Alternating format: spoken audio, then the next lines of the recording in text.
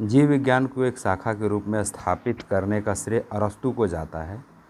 उन्होंने विज्ञान के क्षेत्र में खास तौर से जीव विज्ञान के क्षेत्र में काफ़ी अध्ययन किया है। इस कारण अरस्तू को जीव विज्ञान का जनक या फादर ऑफ बायोलॉजी कहा जाता है। लेकिन जीवधारियों के अध्ययन के लिए biology, BIOS, life, logos, study, discussion शब्द का सबसे पहले प्रयोग 1801 में लैमार्क ने और टेवेर्नियस ने, जर्मनी नामक दो वैज्ञानिकों ने किया था। लैमार्क और टेवेर्नियस ने किया था।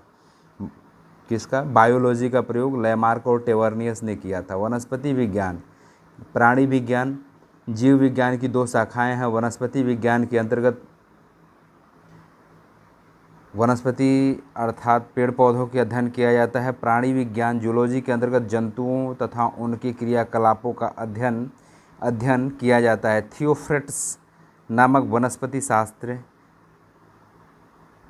शास्त्री ने अपनी पुस्तक हिस्टोरिया प्लांटेरम में 500 किस्म के पौधों का वर्णन किया है। थियोफ्रेट्स को वनस्पति विज्ञान का जनक कहा जाता है। अरस्तू ने अपनी पुस्तक हिस्टोरिया में लगभग 500 जंतुओं का वर्णन किया है। अरस्तू को जंतु विज्ञान का जनक कहा जाता है। जीवधारियों के वर्गीकरण को वैज्ञानिक का आधार जॉन रे नामक वैज्ञानिक ने प्रदान किया है। लेकिन जीवधारियों के आधुनिक वर्गीकरण में सबसे प्रमुख योगदान स्वीडिश वैज्ञानिक कैरोलस लिनियस 1708 से 1778 तक का है। लिनियस ने अपनी पुस्तक जेनेरा प्लांटेरम में सिस्टेमा नेचुरी, क्लासेस प्लांटेरम एवं फिलासोफिया बोटेनिका में जीवधारियों के वर्गीकरण पर विस्तृत रूप से प्रकाश डाला। इन्होंने अपनी पुस्तक सिस्टेमा नेचर में संपूर्ण जीवधारियों को दो जगत, पादप जगत तथा जंतु जगत में बांट दिया। किसने बांटा था? कैरोलस लिनियस ने।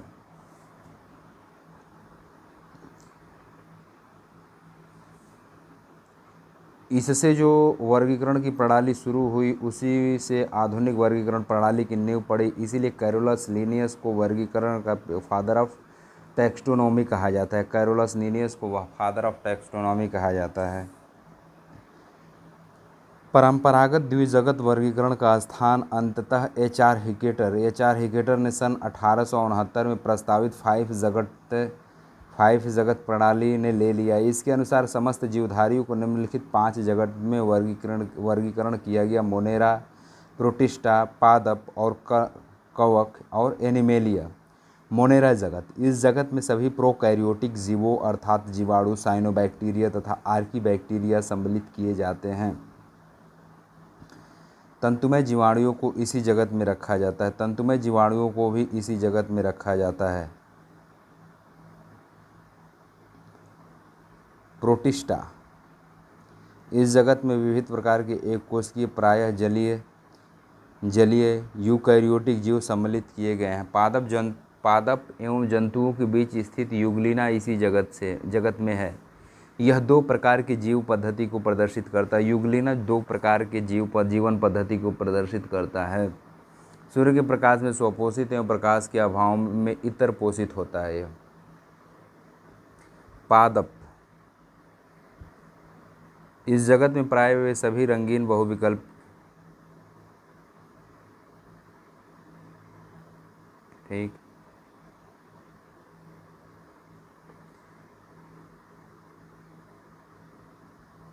इस जगत में प्राय वे सभी रंगीन बहुकोशिकीय प्रकाश संश्लेषी उत्पादक जीव सम्मिलित हैं। शैवाल, मांस, पुष्पीय अर्थात अपुष्पीय बीजीय पौधे इसी जगत के अंग हैं।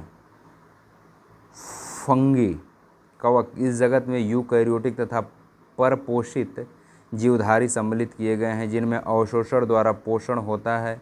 ये सभी इतर पोषित होते हैं। ये परजीवी अर्थात मृतोपजीवी होते हैं। इनकी कोशिका भित्ति कीटिन की बनी होती है, काइटिन की यानी चिटिन की बनी होती है। एनिमेलिया, इस जगत में सभी बहुकोशिकीय जंतु स्वभोजी यूकैरियोटिक उपभोक्ता जीव सम्मिलित किए जाते हैं। इनको मेटाजोआ भी कहते हैं। हाइड्रा, जेलीफिश, कृत्रिम सितारा मछली, सरीसृप, उभयचर, पक्षी तथा स्तनधारी जीव इसी जगत के अंग हैं।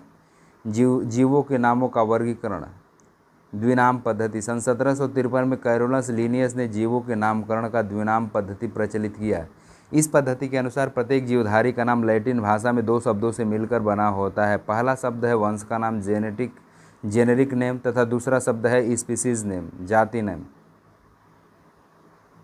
वंश तथा जाति के नामों के बाद उस वर्गीकीविद का नाम लिखा जाता है जिसे सबसे पहले उस जाति का खोज या जिसने जाति को सबसे पहले वर्तमान नाम प्रदान किया। जैसे मानव का वैज्ञानिक नाम होमो सैपियंस लिन है।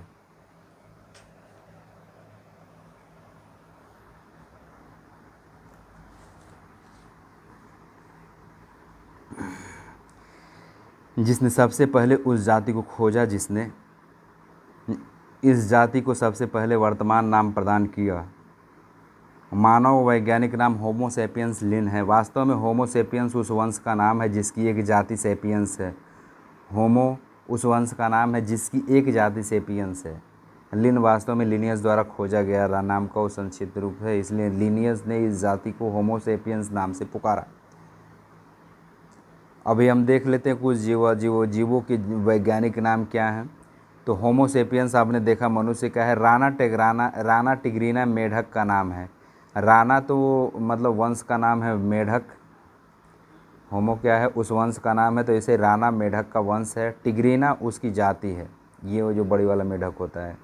बिल्ली फेलिस डोमेस्टिका बोलते हैं। देखिए बिल्ली और मक्खी में आप ज़्यादा वो अंतर नहीं कर पाओगे। फेलिस डोमेस्टिका बोलते हैं और जो है मक्खी में मुस्का डोमेस्टिका बोलते हैं। तो देखिएगा, कुत्ता को कैनिस फैमिलियारिस कहते हैं, गाय को बोस इंडिकस बोलते हैं, आम को मैग्नीफेरा इंडिका बोलते हैं, धान को ओरजाया स्टेविया बोलते हैं, गेहूं को ट्रिटिकम एस्टिवम बोलते हैं, मटर को पिशुम शटिवम बोलते हैं, चना को सिगार एरिट्रिनम बोलते हैं, सरसों को हम ब्रासिका कैम्पेट्रिस बोलते हैं। कोशिका एवं कोशिका संरचना। कोशिका जीवों की आधारभूत संरचनात्मक एवं कार्यात्मक इकाई है। कोशिका क्या है? कोशिका क्या है? जीवों की आधारभूत संरचनात्मक एवं कार्यात्मक इकाई है। एक विशिष्ट पारगम्य झिल्ली से घिरी रहती है तथा इसे प्रायः स्वजनन की क्षमता होती है। झिल्ली जो सेल होती है, इसको स्वजनन की क्षमता होती है, खुद से टूटती बढ़ती रहती है। प्रत्येक जीव का शरीर एक सूक्ष्मतम इकाई द्वारा निर्मित होता है जिसे सेल कहते हैं।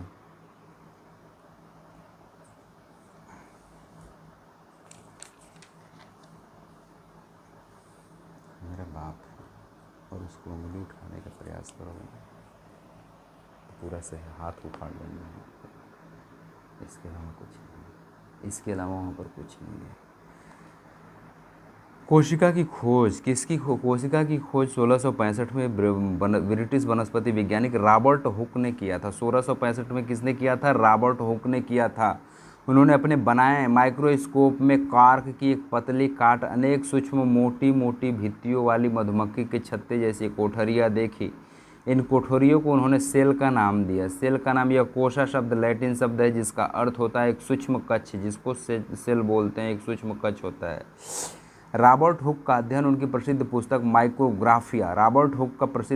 माइक्रोग्राफिया प्रकाशित हुआ। ल्यूवेनहॉक 1674 में सर्वप्रथम जीवित कोशिकाओं के अंदर संगठन का अध्ययन किया। 19वीं सदी का अंतिम चौथाई काल कोशिकी विज्ञान का क्लासिकल काल कहा जाता है, क्योंकि इसी समय कोशिका विज्ञान के क्षेत्र में बहुत सी महत्वपूर्ण खोजें हुई।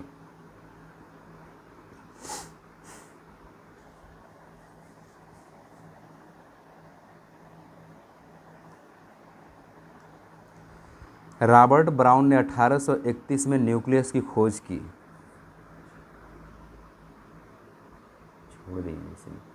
डुजार्डिन ने जीव द्रव्य की खोज की, जबकि पुरकिंजे ने 1839 में कोशिका के अंदर पाए जाने वाले अर्ध तरल दानेदार सजीव पदार्थ को प्रोटोप्लाज्मा या जीव द्रव्य का नाम दिया। 1838 में एक वनस्पति वैज्ञानिक स्लाइडेन ने कहा कि पौधों का शरीर सूक्ष्म जीवों का सूक्ष्म कोशिकाओं से बना होता है। स्लाइडेन ने बोला कि पौधों का जो शरीर है वो सूक्ष्म कोशिकाओं से बना होता है। 1839 में प्रसिद्ध जंतु विज्ञान शास्त्री श्वान ने बताया कि जंतुओं का शरीर भी सूक्ष्म कोशिकाओं से बना होता है। 1855 में विर्चो ने बताया कि कोशिकाओं का निर्माण पहले से मौजूद कोशिकाओं से ही होता है। सबसे पहले किसने बनाया कि कोशिकाओं का निर्माण कोशिका में मौजूद कोशिकाओं से होता है?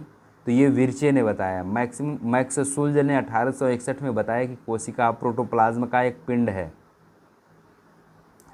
जिसमें केंद्रक होता है। इसमें इस कथन को प्रोटोप्लाज्म थ्योरी कहते हैं। 1884 में स्ट्रासबर्गर ने बताया कि केंद्रक पैतृक लक्षणों की वंशागति में भाग लेता है।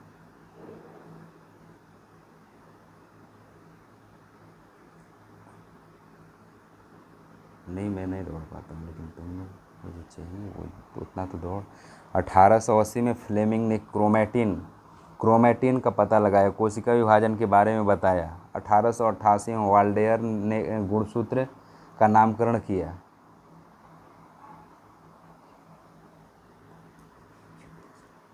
1883 में स्विचम्पर ने पर्णहरित का नामकरण किया। 1884 में स्विचम्पर ने पर्णहरित का नाम किया।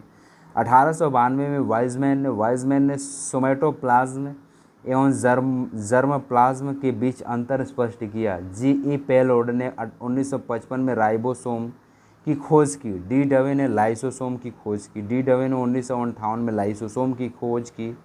टी. बवेरी ने तारक काय का नामकरण किया। टी. बवेरी ने सेंट्रोसोम का नामकरण किया। रिचर्ड अल्टमैन ने सर्वप्रथम 1890 में माइटोकॉन्ड्रिया की खोज की, इससे बायोप्लास्ट का नाम दिया। बेंडा ने 1897-98 में माइटोकॉन्ड्रिया का नामकरण किया। कोशिका की आकृति एवं अमाप।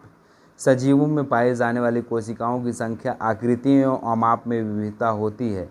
किसी जीव को केवल एक कोशिकीय किसी जीव में केवल एक कोशिका हो सकती है, जिससे सभी जीवों का क्रम एक ही कोशिका द्वारा संपादित होता है। कुछ अन्य जीवों में अनेक कोशिकाएं मिलकर विभिन्न कार्य संपादित करती है। अमीबा, पैरामीशियम तथा जीवाणु जैसे जीवों का शरीर केवल एक कोशिकीय होता है। अमीबा, पैरामीशियम तथा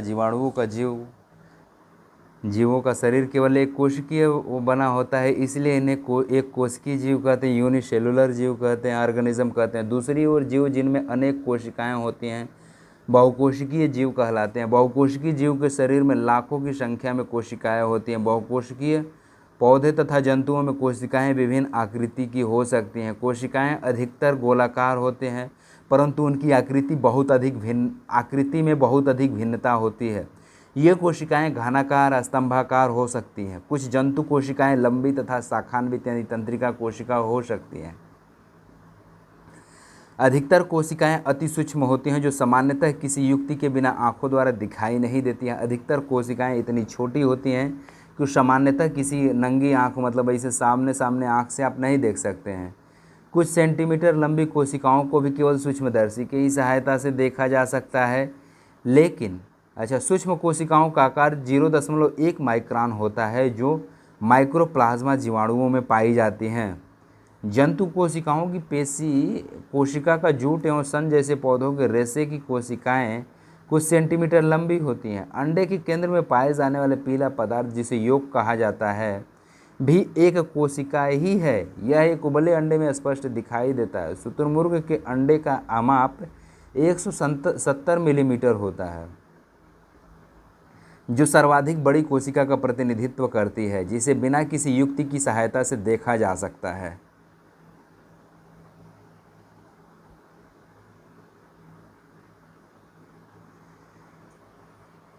कोशिका सिद्धांत की प्रमुख बातें क्या हैं? प्रत्येक जीव का शरीर एक या अनेक कोशिकाओं से बना होता है। प्रत्येक जीव की उत्पत्ति एक कोशिका से ही होती है। उसके बाद से, जैसे मान लीजिए कि आदमी है, तो इसकी शुरुआत किसी एक कोशिका से ही हुई थी ना, तो वही कह रहा है कि उत्पत्ति एक कोशिका से ही हुई हो। तो जैसे मान लीजिए कि अमीबा हो गया, पैरामीशियम हो गया तथा जीवाणु जैसे लोग हैं, तो एक कोशिका में ही रह जाते हैं। लेकिन मान लीजिए कि इंसान है, ये भी एक कोशिका से पैदा हुआ, फिर बढ़ते आज यहाँ ये असंख्य कोशिकाओं का रूप ले चुका होता है। प्रत्येक कोशिका एक स्वाधीन इकाई है, तथापि सभी कोशिकाएं मिलकर काम करती हैं। आप जानते हैं कि सभी कोशिकाएं आपस में तो फ्री फ्रॉम ही है, सभी कोशिकाएं मिलकर काम करती हैं, फलस्वरूप एक जीव बनता है। जब सभी कोशिकाएं मिलती हैं तो एक जीव का निर्माण होता है। कोशिका की उत्पत्ति जिस क्रिया से होती है, उसमें केंद्रक मुख्य कार्य या सृष्टिकर्ता के रूप में भाग लेता है। न्यूक्लियस ही बोलते हैं ना, केंद्रिका। केंद्रक के भीतर संघनित भाग को केंद्रिका, जिसकी खोज कैमिलो गाल्जी।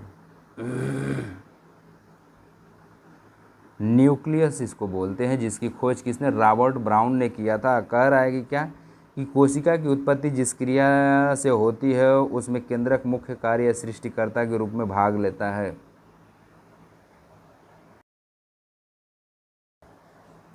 कोशिका सिद्धांत अपवाद, एक्सेप्शन ऑफ सेल थ्योरी। पारंपरिक अर्थों में कोशिका सिद्धांत एक सिद्धांत नहीं है वरन एक तथ्य है। वायरस कोशिका सिद्धांत का अपवाद है क्योंकि इसमें कोशिका नहीं होती है। अच्छा, एवं सर्वथा संक्रामक परजीवी के रूप में ही होते हैं, जबकि विलगित अवस्था में निर्जीव, यानी जब अलग थलग वायरस रहता है तो वो मृत प्राय ही होता है, लेकिन जैसे ही किसी के शरीर में प्रवेश करता है वो फटाक से जिंदा हो जाता है और काम करना शुरू कर देता है। विषाणु ऐसे प्रारंभिक सूक्ष्मजीव हैं जो कोशिका की अवस्था तक नहीं पहुंच सके। रचना के आधार पर कोशिकाएं दो प्रकार की होती है, प्रोकैरियोटिक तथा यूकैरियोटिक। प्रोकैरियोटिक कोशिकाएं, इस प्रकार की कोशिकाएं प्रारंभिक कोशिकाएं कहलाती हैं, जिसको प्रिमिटिव सेल भी कहते हैं। प्रोकैरियोटिक कोशिकाएं, यहीं पर पूछता है कि प्रोकैरियोटिक कोशिकाएं प्रिमिटिव सेल होती हैं या यूकैरियोटिक। तो प्रोकैरियोटिक कोशिकाएं जो हैं वो प्रिमिटिव सेल कहलाती हैं, सरल संरचना वाली कोशिका होती हैं। इस प्रकार की कोशिका में स्पष्ट ट्रू न्यूक्लियस का अभाव होता है। जीवाणु कोशिका, बैक्टीरियल सेल इस प्रकार की कोशिका की सबसे अच्छा उदाहरण है। इनका आकार प्राय ये क्या लिखा फिर से हो गया, 1 से 10 माइक्रोन होता है, यूक्रोन जो भी है, इसको हम देखेंगे इसका क्या नाम है। इसमें पाए जाने वाले आनुवांशिक पदार्थ अर्थात डीएनए द्वारा निर्मित गुणसूत्र की कोशिका द्रव्य के विशेष क्षेत्र में मौजूद होते हैं। इस विशेष क्षेत्र को न्यूक्लियोइड कहते हैं। केंद्रक झिल्ली की अनुपस्थिति के कारण केंद्र में पाए जाने वाले पदार्थ डीएनए, आरएनए तथा प्रोटीन आदि कोशिका द्रव्य के संपर्क में रहते हैं। कोशिका द्रव्य में राइबोसोम के कण उपस्थित होते हैं, परंतु अन्य कोशिकाओं का अभाव होता है। प्रकाश संश्लेषी जीवाणुओं में हरित लवक प्लाज्मा झिल्ली द्वारा निर्मित थैली नुमा संरचना में मौजूद होता है। यूकैरियोटिक कोशिका ऐसी कोशिकाएं जो पूर्ण रूप से विकसित होती हैं यूकैरियोटिक कोशिकाएं कहलाती हैं। इस प्रकार की कोशिकाएं वायरस, बैक्टीरिया तथा नील हरित शैवाल को छोड़कर सभी पौधे तथा जंतुओं में पाई जाती हैं। यह संरचनात्मक आधार पर पूर्ण विकसित कोशिका होती है। इनका आकार बड़ा होता है। इस प्रकार की कोशिकाओं में पूर्ण विकसित केंद्रक होता है। इस प्रकार की कोशिकाओं में यूकैरियोटिक कोशिकाओं में पूर्ण विकसित केंद्रक होता है, जो चारों ओर से दोहरी झिल्ली द्वारा घिरा रहता है। कोशिका द्रव्य में झिल्ली युक्त कोशिकांग उपस्थित होते हैं। इनमें गुणसूत्र की संख्या 1 से अधिक होती है।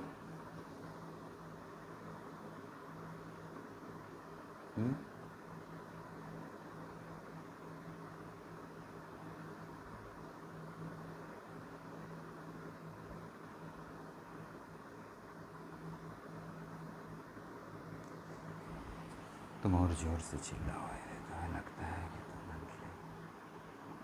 एग्जॉस्टेड फील हो रहे हो। यदि आपको लगता है कि मेंटली एग्जॉस्टेड फील हो रहे हैं तो थोड़ा और जोर से चिल्लाओ, मेरा कॉलर पकड़ो। यदि मेंटली एग्जॉस्टेड फील हो रहे हैं, प्रोकैरियोटिक कोशिका, लेकिन यदि आप प्रोकैरियोटिक कोशिका और यूकैरियोटिक कोशिकाओं में अंतर हम देखते हैं। तो प्रोकैरियोटिक कोशिकाएं ये आदिम या प्रिमिटिव कोशिकाएं हैं, लेकिन यूकैरियोटिक कोशिकाएं ये सुविकसित कोशिकाएं हैं। इनमें प्रारंभिक अविकसित इंसिपिएंट केंद्रक होता है, इसमें पूर्ण विकसित केंद्रक होता है। अविकसित केंद्रक होता है, इनमें विकसित केंद्रक होता है। इनमें केंद्रक कला तथा केंद्रिका अनुपस्थित होता है। इनमें केंद्रक कला तथा केंद्रिका उपस्थित होता है।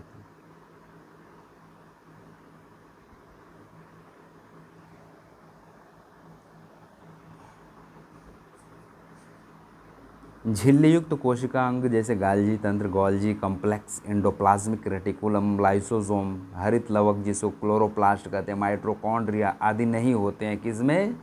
प्रोकैरियोटिक कोशिकाओं में कुछ भी नहीं होता है, याद रखना। इसमें कोई झिल्ली युक्त कोशिकांग जैसे गोल्जी कॉम्प्लेक्स जिसको बोलते हैं, एंडोप्लाज्मिक रेटिकुलम, लाइसोसोम, हरित लवक, माइटोकॉन्ड्रिया आदि नहीं होते हैं। और ये सारी चीज़ किस में होती हैं? यूकैरियोटिक कोशिकाओं में होती है। इसमें समसूत्री कोशिका विभाजन नहीं होता है, इसमें समसूत्री कोशिका विभाजन होता है। इसमें श्वसन झिल्ली तंत्र प्लाज्मा झिल्ली से होता है, इसमें स्वतंत्र तंत्र माइटोकॉन्ड्रिया में होता है, इसमें स्वतंत्र तंत्र माइटोकॉन्ड्रिया में होता है। इसमें प्रकाश संश्लेषी आंतरिक झिल्लियों में होता है, इसमें प्रकाश संश्लेषी तंत्र आंतरिक झिल्लियों में होता है तथा हरित लवक अनुपस्थित होता है। इसमें प्रकाश संश्लेषी तंत्र हरित लवक में होता है।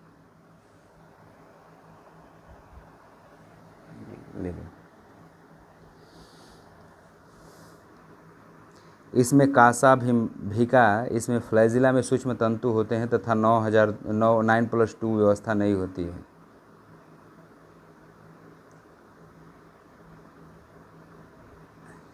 मेरे वैसे नहीं है, आप तो जानते हैं।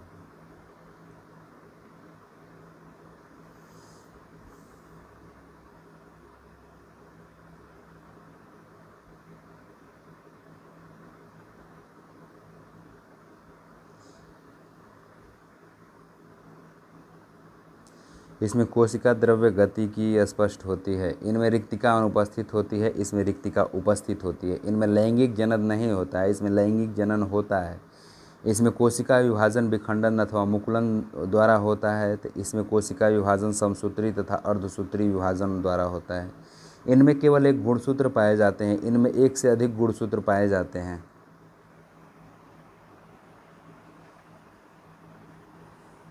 जो यूट्यूब से मान लीजिए कि लाख कितना, यदि 50-60 हज़ार जो होता है तो वो आप लोगों को ही दे देता हूँ 50-60 हज़ार। और वो कोई फर्जी में गिव अवे नहीं करता हूँ, जाके मिल सकते।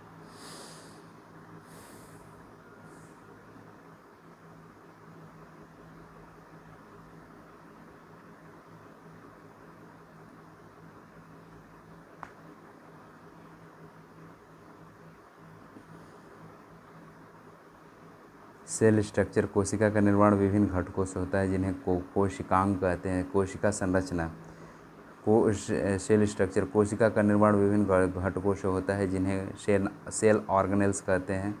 प्रत्येक कोशिकांग एक विशिष्ट कार्य करती है। इन कोशिकांगों के कारण ही कोशिका एक जीवित संरचना होती है जो जीवन संबंधी कार्यों को करने में सक्षम होती है। इन कोशिकांगों के कारण ही कोशिका एक जीवित संरचना होती है जो जीवन संबंधी सभी कार्यों को करने में सक्षम होती है। जीवों के सभी प्रकार की कोशिकाओं में एक ही प्रकार की कोशिकाएं पाई जाते हैं।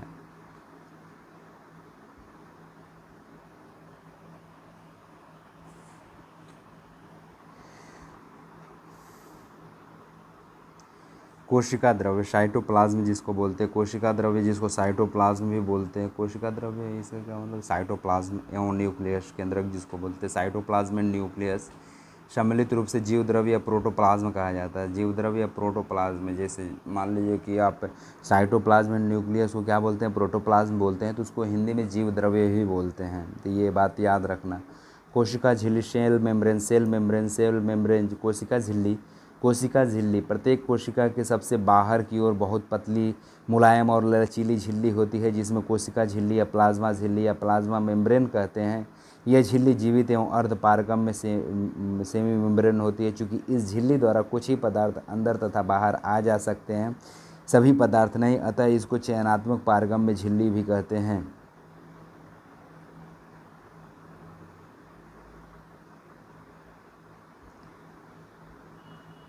इलेक्ट्रॉन सूक्ष्मदर्शी में यह एक दोहरी झिल्ली के रूप में दिखाई देती है जिसके बीचों बीच अनेक छिद्र उपस्थित होते हैं। कोशिकांग झिल्ली लिपिड और प्रोटीन की बनी होती है। कोशिका झिल्ली लिपिड और प्रोटीन की बनी होती है। कोशिका झिल्ली किसकी बनी होती है?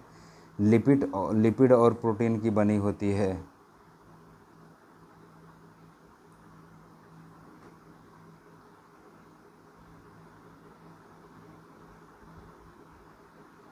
इसमें दो परत प्रोटीन तथा इनके बीच एक परत लिपिड की होती है। तो इसमें दो परत प्रोटीन तथा एक परत लिपिड की होती है। कोशिका झिल्ली एक सीमित झिल्ली का कार्य करती है। कोशिका एक निश्चित आकार बनाए रखने में मदद करती है। साथ ही साथ कोशिका को यांत्रिक सहायता मिल जाती है।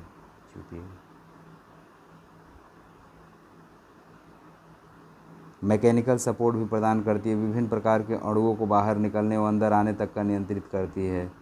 जंतु कोशिकाओं में शीलिया, फ्लैजिला, माइक्रोविलाई आदि का निर्माण करती है। कोशिका भित्ति सेल वाल पादप कोशिकाएं चारों ओर से एक मोटे और कड़े आवरण द्वारा घिरी रहती हैं। इसी आवरण को कोशिका भित्ति कहते हैं। कोशिका भित्ति मुख्य रूप से सेलुलोज की बनी होती है। यह पारगम्य होती है। सेलुलोज एक जटिल पदार्थ है। पादप कोशिकाओं की संरचनात्मक दृढ़ प्रदान करता है। इसी कारण इसे कोशिका भित्ति और निर्जीव कहते हैं।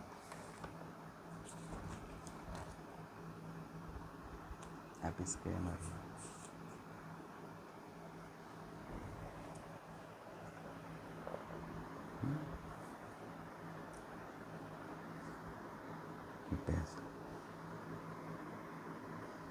इसमें विभिन्न प्रकार के स्थूलन थिकनिंग मौजूद होते हैं तथा अर्ध पारगम्य नहीं होते हैं। यह पादप निश्चित कोशिकाओं का एक सुनिश्चित रूप प्रदान करती हैं। यह पादप कोशिकाओं को सुरक्षा तथा यांत्रिक सहायता प्रदान करती हैं।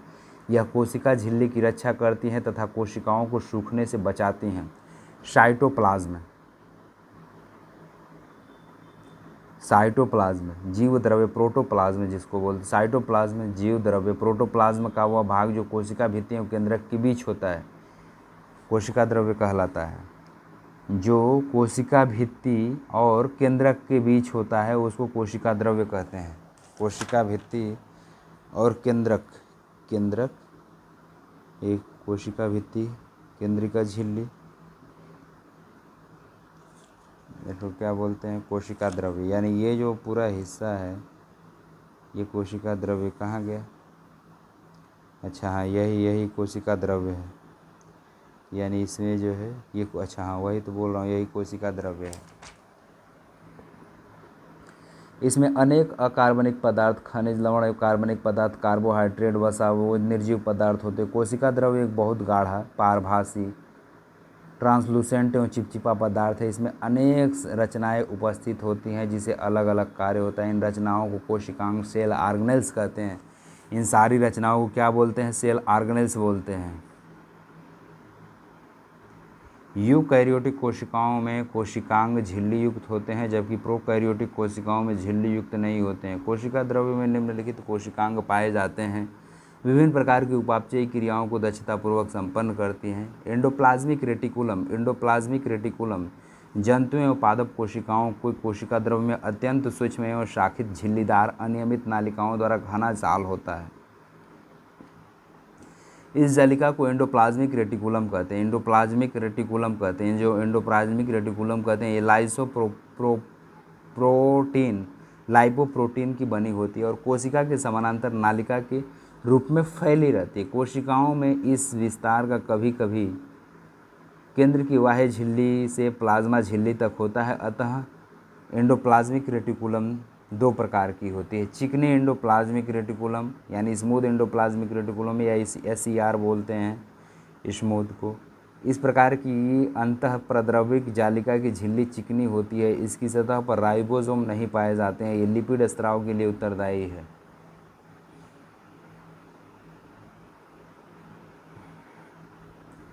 खुरदरी अंतःप्रद्रवीय जालिका, रफ एंडोप्लाज्मिक रेटिकुलम, SER इसको बोलते हैं।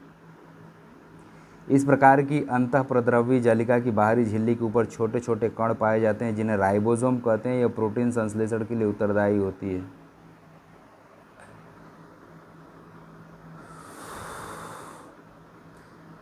अंतःप्रद्रवीय जालिका अंतःकोशिकीय परिवहन तंत्र का निर्माण करती है। चिकनी अंतःप्रद्रवीय जालिका वसा, कोलेस्ट्रॉल संश्लेषण में भाग लेती है। खुरदरी अंतःप्रद्रवीय जालिका प्रकाश संश्लेषण में मदद करती है। अंतःप्रद्रवीय जालिका केंद्रक से कोशिका द्रव्य में आनुवांशिक पदार्थों को जाने का पथ बनाती है। यह कोशिका द्रव्य को यांत्रिक सहायता प्रदान करती है। यह कोशिका विभाजन के समय कोशिका प्लेट, सेल प्लेट एवं केंद्रक झिल्ली के निर्माण में भाग लेती है। इस कारण ही कोशिका की सतह क्षेत्र काफ़ी बढ़ जाता है।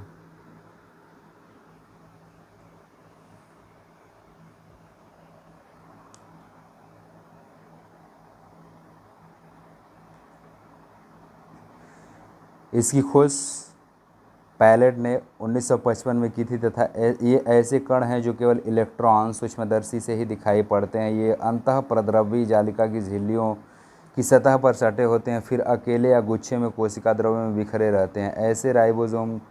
ऐसे राइबोसोम जो गुच्छों में मिलते हैं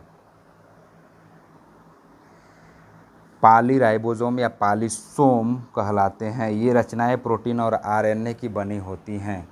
राइबोसोम प्रोटीन संश्लेषण में भाग लेता है। गाल्जी उपकरण या गाल्जी कॉय, गाल्जी कॉम्प्लेक्स, इसकी खोज कैमिलो गाल्जी ने 1898 में की थी।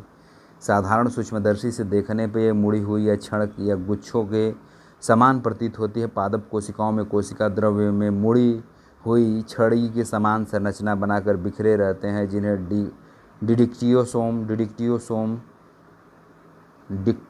बोलते हैं, डिक्टियोसोम कहते हैं। इलेक्ट्रॉन सूक्ष्मदर्शी से देखने पर ये चारों तरफ से झिल्ली से घिरी हुई अनेक समानांतर नालिकाओं या चपटी कुंडाओं या सिस्टर्नी की समूह की तरह होते हैं। कुंडिकाओं के सिरे पर छोटी छोटी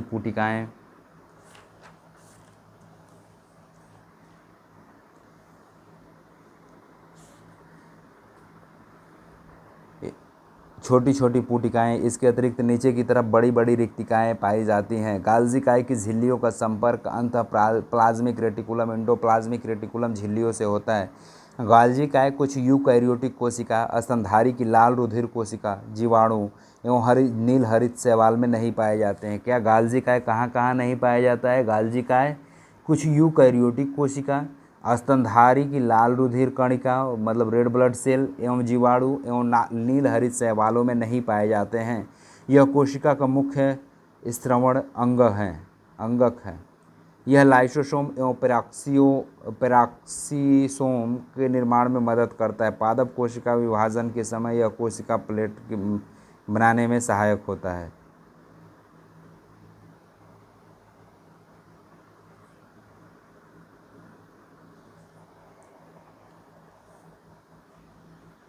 मिल गई तसल्ली भोंसड़ी वाले।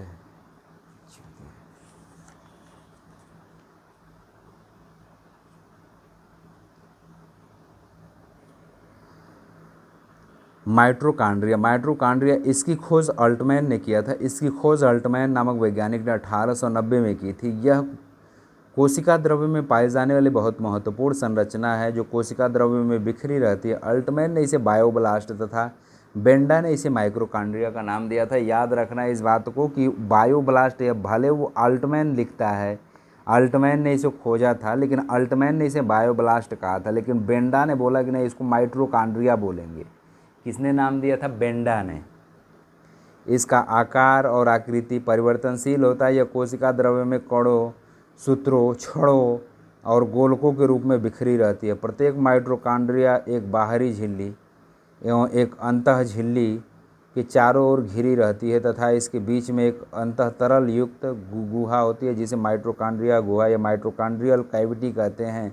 माइटोकॉन्ड्रिया की भीतरी झिल्ली से अनेक प्रवर्ध निकलकर माइटोकॉन्ड्रिया गुहा मैट्रिक्स में लटके रहते हैं, जिन्हें क्रिस्टी कहते हैं।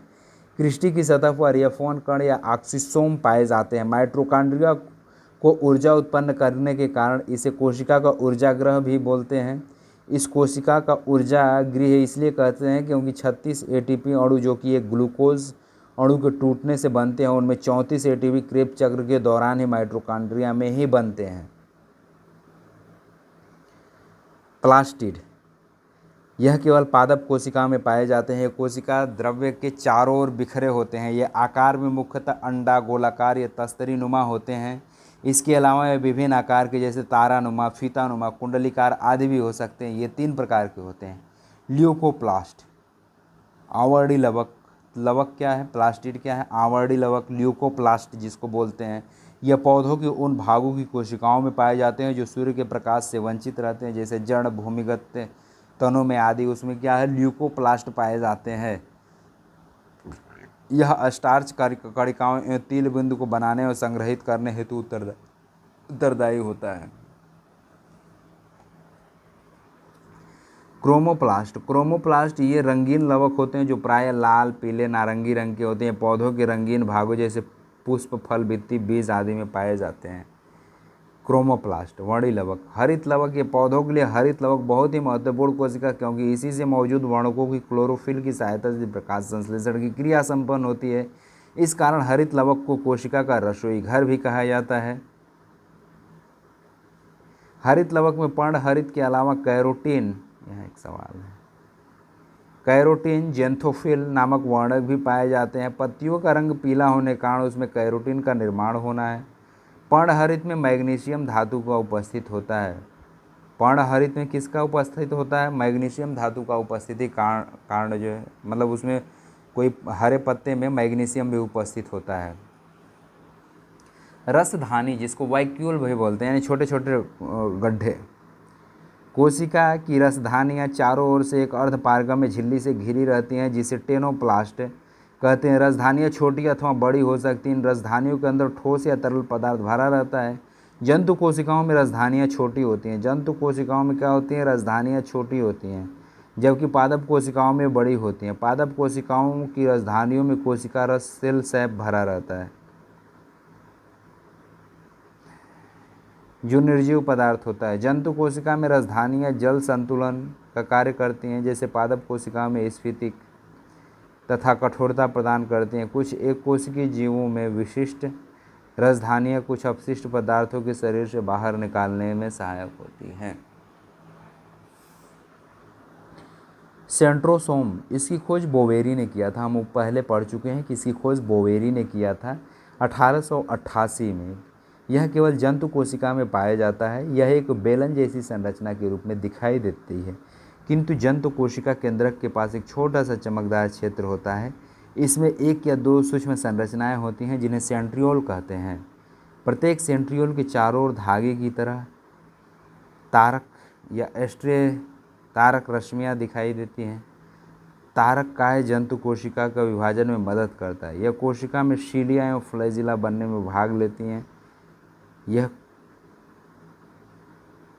कोशिका के प्रचालन अंग